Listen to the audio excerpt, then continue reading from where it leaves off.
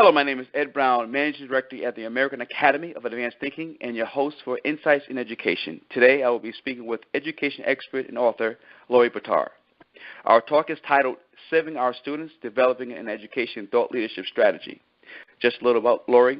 Lori Bitar is an award-winning education expert in supporting struggling students in academics and behavior. Her company, SOS Education, provides help for those seeking assistance in teaching, training, tutoring, and mentoring. Her newest book, SOS, Save Our Students, Solutions for Schools, Staff, Students, Stakeholders, and Society, offers stories and solutions that will help you fight the arch enemies of education, which are poverty, bureaucracy, illiteracy, and the legislation, and a lot more.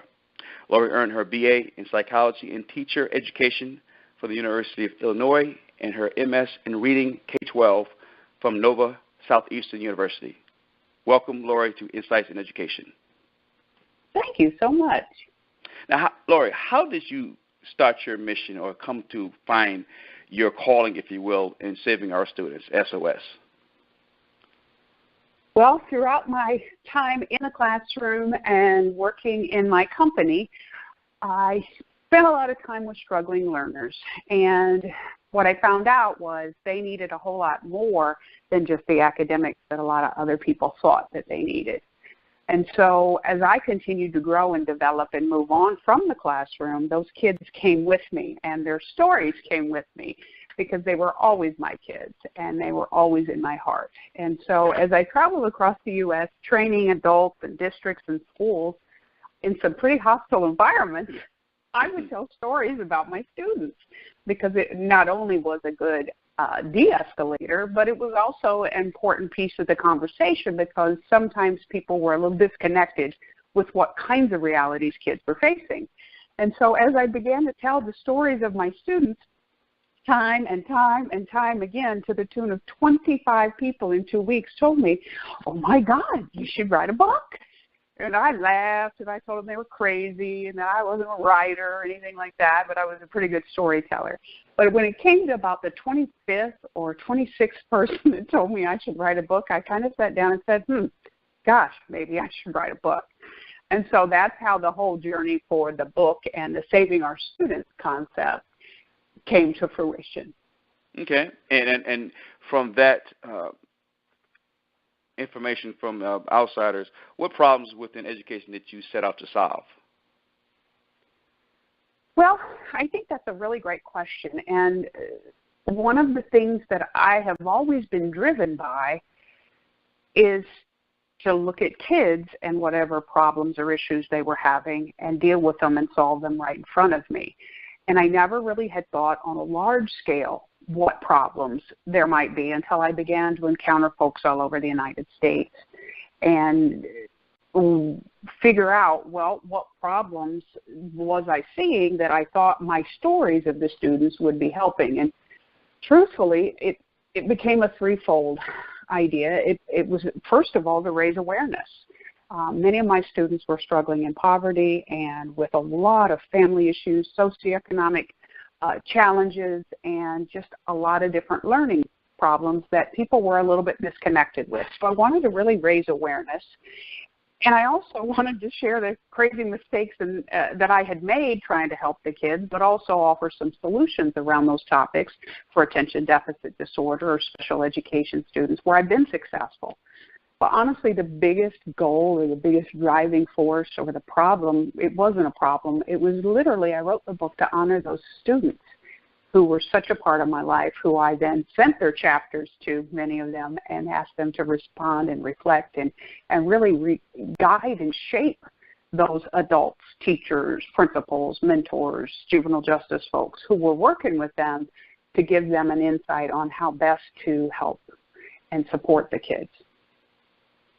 And what I like about what you're doing as a brand, I like when I go to your LinkedIn and I see this little girl who looks like actually a younger version of you, who's a superhero. What, if any, particular catalyst served as your creative muse for that particular brand? How did you come up with the superhero brand or persona? Well, I guess in any creative process, there's a lot of trial and error. There's lots of research and development. There's lots of, just kind of surveying folks and trying different hats and trying different things.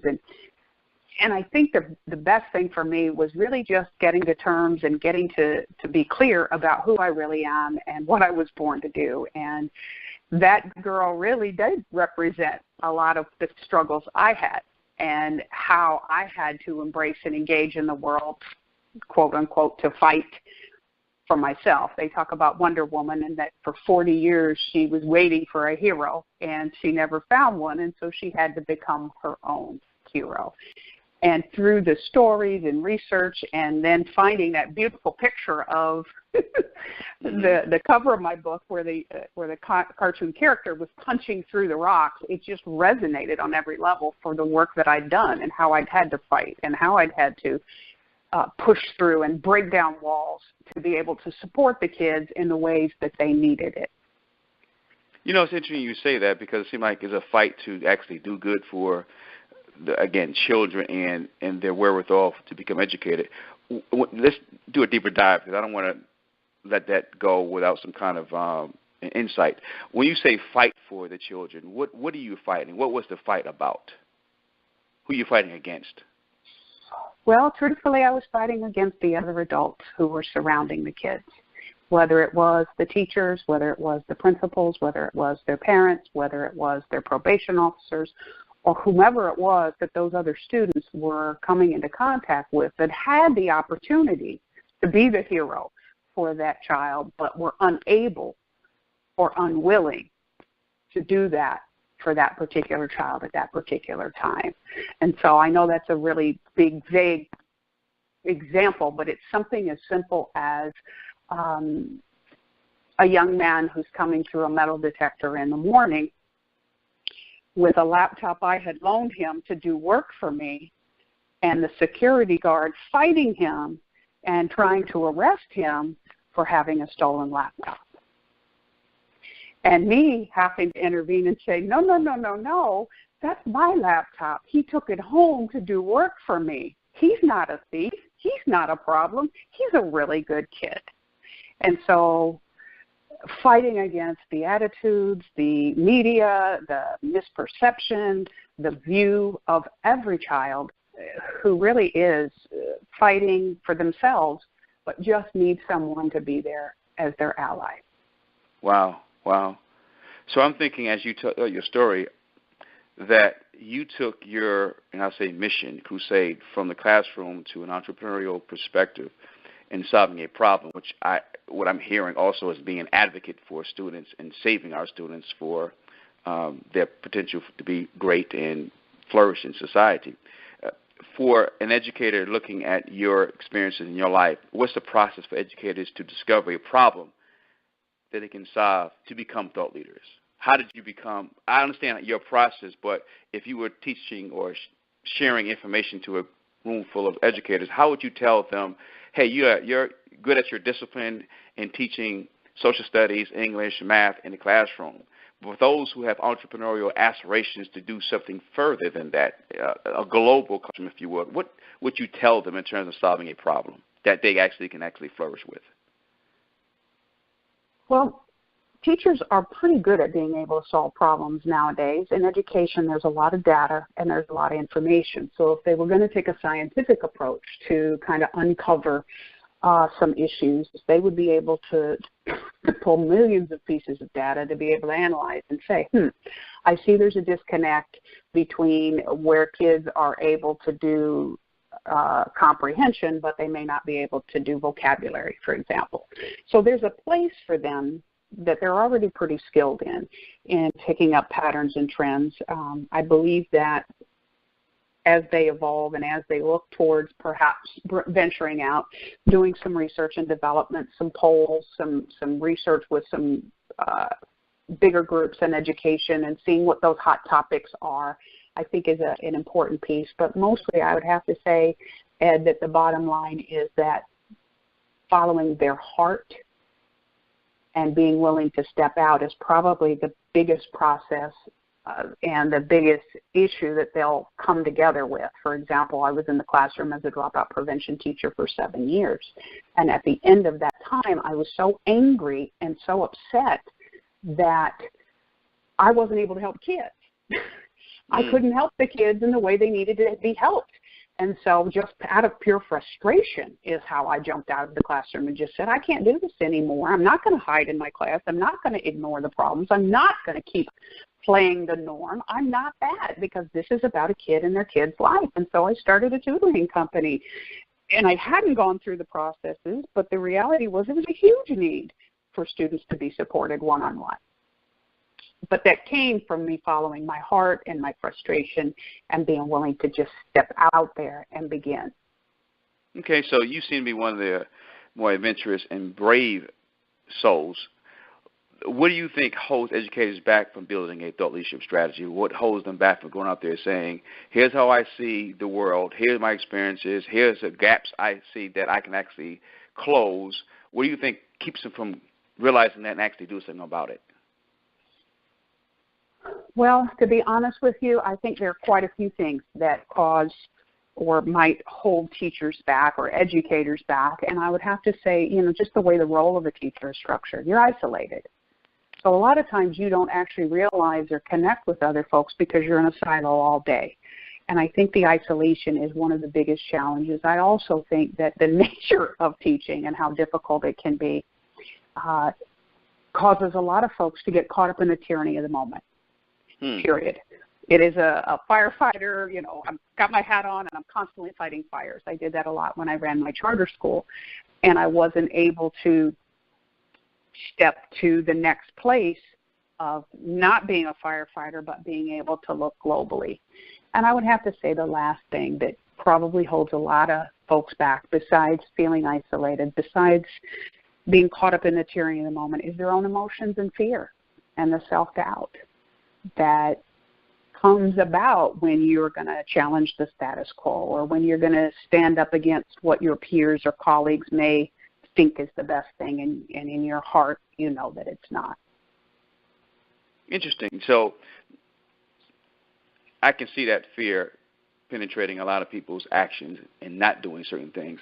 Do you think, or would you suggest that if I'm an educator who wants to break out of the classroom and do bigger and better, greater things, should I stay within the system, i.e. that jurisdiction that they may occupy, or should I put my wares on the open public or the internet, if you will, to get me through the baby steps of moving forward organically? What would you suggest I do if I'm breaking out of my fear? Well, to get to that next step, really, that is a great question. And the reality is going to depend, just like everything else, situational leadership. But the reality is starting small in our society and the way things are working in our economy is probably a great decision.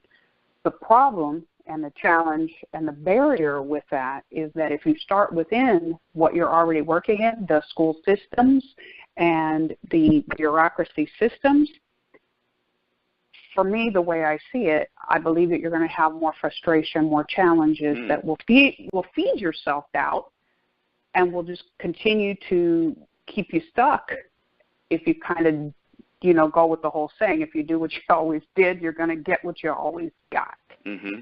So I would encourage folks to find those people out there through LinkedIn, through groups, through meetups, through other venues to find more like-minded individuals. We're out here, but we are hard to find sometimes. But I think that's the best place to really start to get that traction and encouragement to get past the fear. That's a great point. Do you feel, I'm going to piggyback on the last thing you said, do you feel that the like-minded people are out there are in small numbers and they're hard to find, or you think that the overwhelming noise that the other side, bigger microphone, do you think they have a bigger microphone but their numbers are the same, greater, or less than the quote-unquote like-minded people? That's a great question, and I'd love to give you a wonderful answer, but I'm going to give you my gut answer, and my gut answer is that People go into the education field, many of them, for certain reasons, because it feels safe, because it feels comfortable, because they already have a preconceived mindset of how things should be. And they resonate, and they feel comfortable, and they congregate together, and they build their own teams and tribes.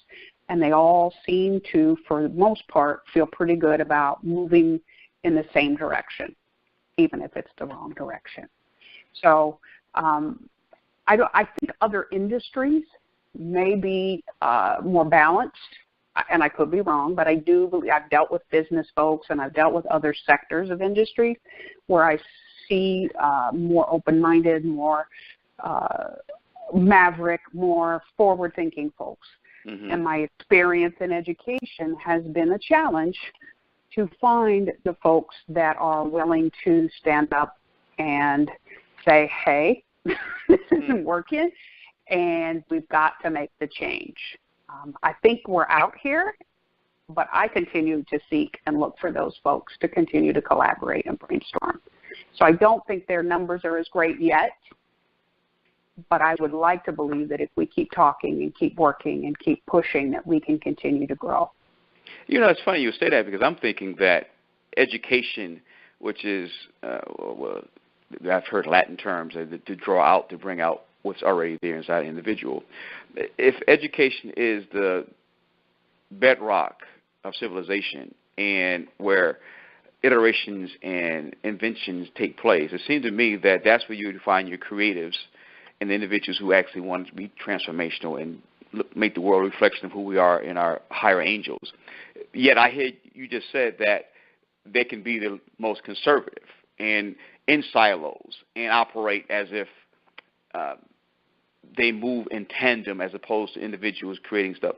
Why do you think, and again, this is kind of off the beaten path, why do you think educators seemingly are in silos as opposed to creatives, as one might suggest, because of the nature of the craft? Well, I've given it a lot of thought, and to be perfectly honest with you, I've come up with two possible solutions or two possible reasons. One, I think a lot of folks who go into the field of education go in with the right intention. I do. I believe that wholeheartedly. But I believe that, like many people, they become systemized or indoctrined with the way we do things here. Mm. And I believe that a lot of folks, even knowing that it's not cool or not okay to not advocate for a child, have a really hard time being able to stand up and risk losing their job, risk ostracized from the community, risk being put out to pasture, so to speak. Mm-hmm. And I just believe that through the process of an unhealthy indoctrination, a lot of folks stay stuck there because they do want the income and they do want the money to continue to come in. The other part that I've really given a lot of thought to on why the creatives are not as prolific in the education industry is because twofold. Number one, the finance is not there. So if I'm creative and I'm able to create and do some positive, encouraging things, I'm probably going to move to another industry. And or, you know, we do have a teacher retention crisis. I believe, if I'm not mistaken, that 3 out of 5 new teachers leave within the first 5 years. Wow. And a lot of that has to do with the fact that hopefully some of these young folks refuse to become indoctrinated into a systemized, unhealthy environment that doesn't support kids. Wow. I know a lot of that, based on our previous conversations, have to do with your commitment to professional development, your drive to be better and better and better, whether it's entrepreneurial pursuits with John or other individuals who actually inspire you to great things. What professional development training have you experienced lately that has helped your mission? Well, I'm doing a lot of reading, and those books are being, really key to my development, social emotional learning for teachers. One is the Emotional Intelligence 2.0. It's done so well, and it's so well laid out. through the process, I'm taking a lot of those concepts and being able to transfer them to teachers who really need that kind of emotional intelligence and supporting them. But I've also been fortunate to get involved in the John Maxwell 15 Laws of Growth course, and that has been extremely helpful for me to continue to grow and develop, besides the Damon John Success Formula training that helped me structure my business. And I'd have to say the best thing that has happened to me lately is I found a group on the internet who designs and develops frameworks that help me take my content and put it in a way that made sense, which is a challenge for me as a divergent thinker. So those have been some of the really, really nice external pieces that have been part of my professional development. And I'm creating and delivering a lot of different professional development than I'm used to for parents and mentoring groups and different folks lately. That's also helping me refine and be more succinct in what I'm trying to do. Oh, I want to piggyback on the last point you made. So let's say as a divergent thinker, you were one way when you went through this process of being edified by these external opportunities. What would you say is your process now? Well, who were you before, and who are you now when it comes to that process? Well, I'd have to say the best thing that has happened, who I was before, was trying to be all things to all people. When I had a tutoring company, I had a charter school, I didn't think about branding, I didn't think about color schemes, I didn't think about slogans. I just knew kids needed help, and I went out and did it. And I went out and did it, and it was successful. It was wildly successful. And in this back-end economy, 10 years later, 15 years later, I'm putting all of those pieces in, putting all that stuff in place and trying to figure out how to color and scheme and brand, and it's making me crazy because it's not who I am. And so through finding some of these external resources, what it's helped me do is peel back and say, okay, hold on a minute. I'm not going to be everything to everybody because that's not what I want to do anyway. So who am I? What do I want to do? And how can I make that happen? And so I've become more focused and more deliberate about what activities I'm choosing and how I'm putting things together. Okay. And Saving Our Students, your seminal work as of late, where can you find that book? Is it online, on Barnes & Noble? If someone was to purchase the book, how do they get to that, get a copy? Well, it is online, but it's also on my website. And I have right now the www.loribitar.com domain name. And I'm also evolving and developing and changing to sosrevolution.org because that makes more sense to me.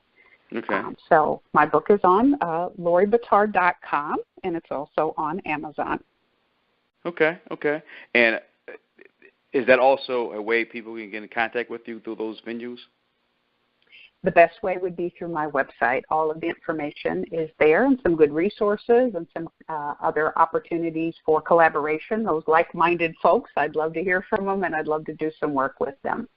And I'll put a link, when we put this podcast together, I'll put a link for them to contact you and be able to connect with you directly. So thank you again for being a guest on Insights in Education. Oh, thank you. I really enjoyed our time, and I appreciate you.